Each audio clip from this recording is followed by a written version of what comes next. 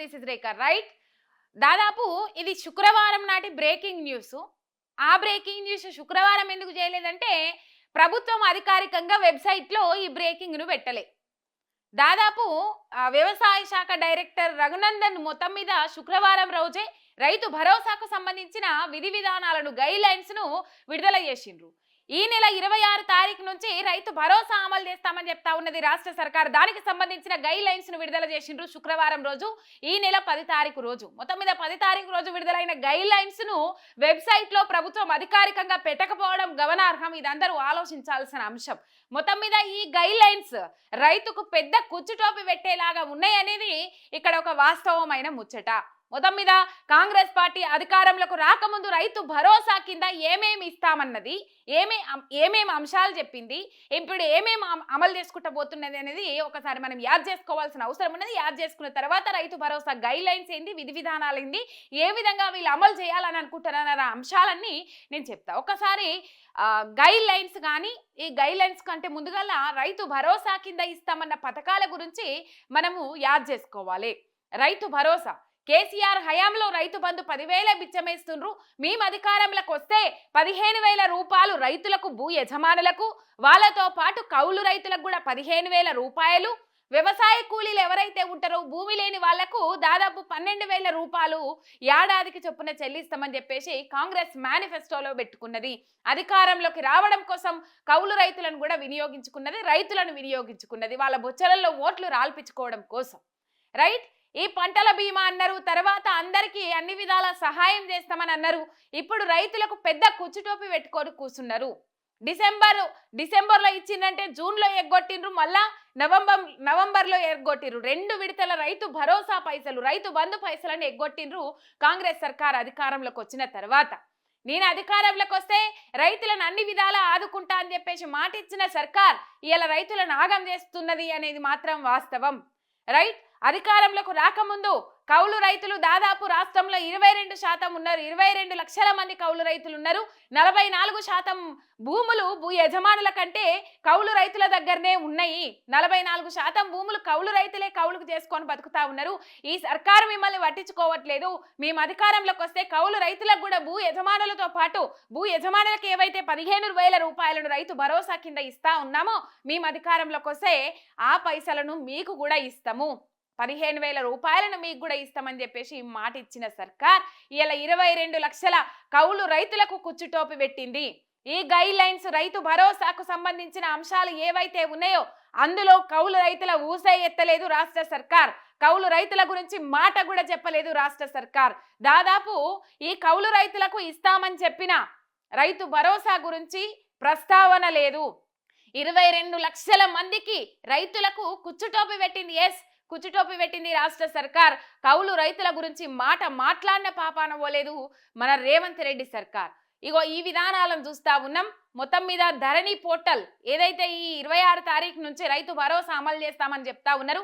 ఈ రైతు భరోసా కింద దాదాపు 1 ఎకరానికి 17,500 రూపాయల చొప్పున బాకీ పడ్డది రాష్ట్ర సర్కార్. డిసెంబర్లో వేసిన వాటికి 2,500, మధ్యలో జూన్లో 7,500, ఇప్పుడు మొన్న నవంబర్లో 7,500, మొత్తం మీద 15,000, ఆ 2,500, 17,500 రూపాయల చొప్పున 1 ఎకరానికి రైతుకు బాకీ పడ్డది కాంగ్రెస్ సర్కార్. మొత్తం మీద ఆ విధానాలు ఏం కాదు, ఈ ఒక్క తాప ఇస్తే అయిపోతుందని అనుకుంటా ఉన్నారు. కాకపోతే ఈ గైడ్ లైన్స్ మాత్రం ఎందుకు శుక్రవారం రోజే వెబ్సైట్లో పెట్టలేదనేది పెద్ద ఆలోచన, పెద్ద అంశము, గమనార్హము. కాకపోతే ఇక్కడ కౌలు రైతులను ఎట్లాగో పట్టించుకోలేదు. వ్యవసాయ కూలీల గురించి కూడా ఇక్కడ మనం మాట్లాడాల్సిన అవసరం ఉన్నది. దాదాపు 55 లక్షల జాబ్ కార్డులు ఉన్నాయి తెలంగాణ రాష్ట్రంలో.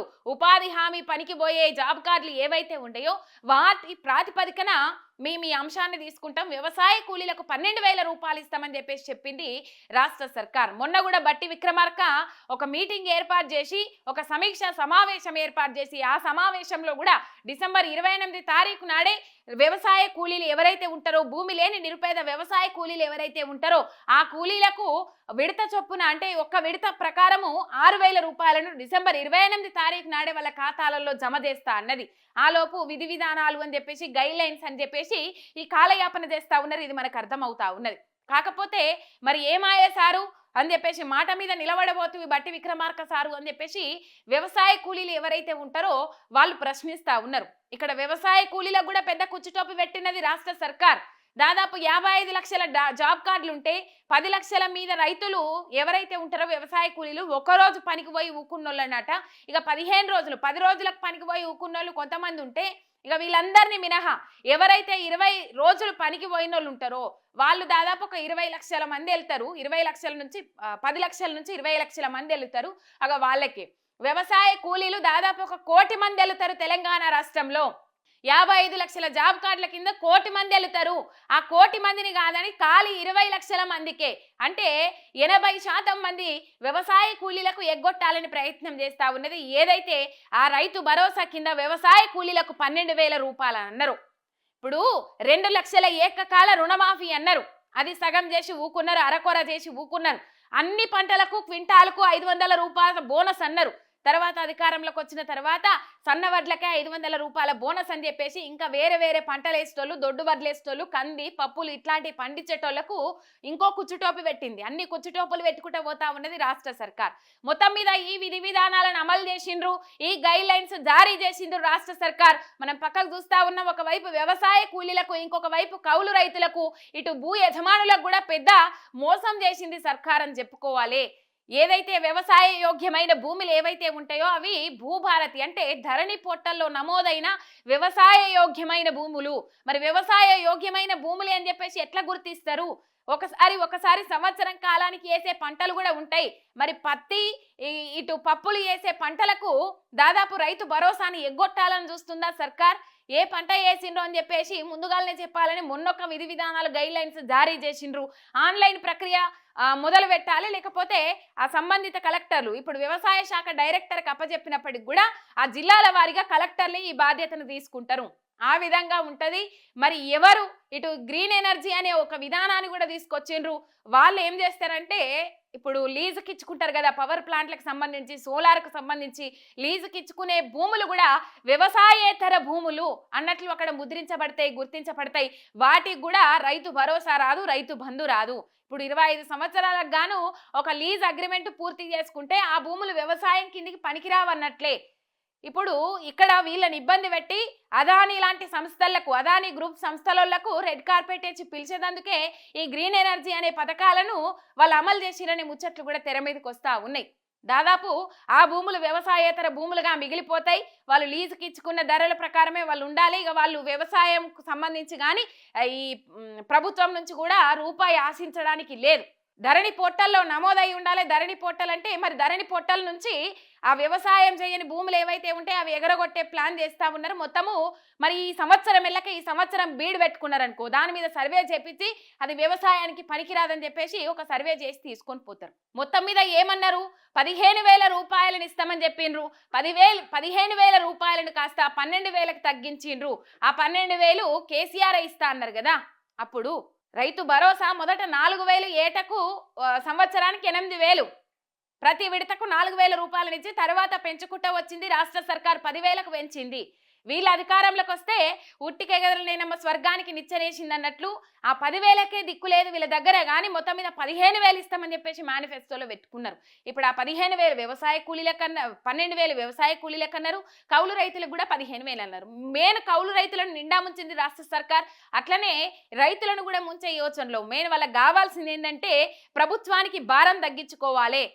ఆ మొదట ఉన్న 7,700 కోట్లు ఎటుపోయినాయో తెలియదు. 2 లక్షల ఏకకాల రుణమాఫీ డిసెంబర్ 9 తారీఖు నాడే చేస్తా అన్నాడు ముఖ్యమంత్రి రేవంత్ రెడ్డి. తర్వాత 15 ఆగస్టు లోపు సవాలు విసిరిండ్రు. బీఆర్ఎస్ నాయకులు హరీష్ రావు లాంటి నాయకులు సవాల్ విసిరిండ్రు. ఆ సవాల్కు భయపడ్డారా ఏం చేసిండ్రో తెలియదు. కానీ మొత్తం మీద ఆ సగం రుణమాఫీ మాత్రం చేసిండ్రు. ఇంకా సగం మందికి అట్లనే ఉన్నది.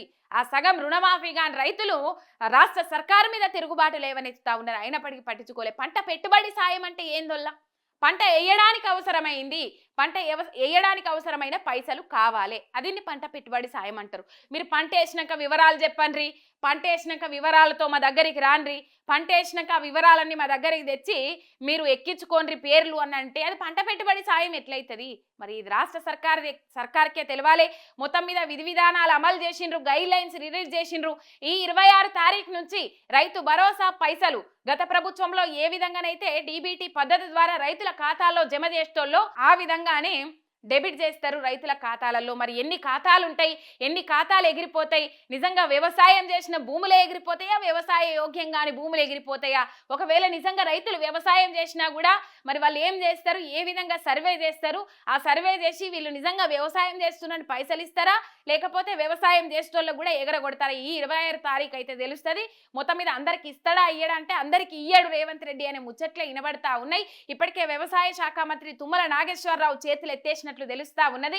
రైతులను మోసం చేస్తా ఉన్నాం, రైతులకు 15,000 రూపాయలనన్నాం, 12,000 రూపాయలకు కుదించినాం, 2 విడతలు ఎగ్గొట్టినాం, అందరికీ 2 లక్షల ఏకకాల రుణమాఫీ అన్నాం, సగం మంది రైతులకు ఎగ్గొట్టినాం. ఇప్పటికీ రైతులు ఎరువుల కోసం ఏడవాల్సిన పరిస్థితి, వాళ్ళకి నీళ్లు ఇవ్వాల్సిన పరిస్థితి ఉండే, ఆ ఇసుకనంతా తోడేయడం కోసం, ఇసుక రవాణా కోసం, ఇసుక దందాల కోసం ఆ నీళ్ళని బయటకు దోడేసి పాపం రైతులను ఇబ్బందికరమైన పరిస్థితులకు గురి చేస్తా ఉన్నాం. రాబోయే కాలంలో నీటి ఎద్దడి ఏర్పడుతుంది, సాగునీటి తాగునీటి సమస్యలు ఏర్పడతాయి. ఇప్పటికీ రైతులను ఇంకా మోసం చేసుకుంటా పోతానే ఉన్నాం. ఈ వ్యవసాయ శాఖ నాకొద్దు బాబు అని చెప్పేసి 2 చేతులు లావట్టిన తుమ్మల నాగేశ్వరరావు అనే ముచ్చట్లు కూడా వినబడతా ఉన్నాయి. ఈ అంశంలో రేవంత్ రెడ్డికి తుమ్మల నాగేశ్వరరావు కూడా గొడవ అయిందనే మాటలు కూడా వినబడతా ఉన్నాయి. అవి కొన్ని వీడియోలు మాటలు కాకుండా వీడియోలు కూడా సోషల్ మీడియాలో వైరల్ అయినాయి అప్పట్లో.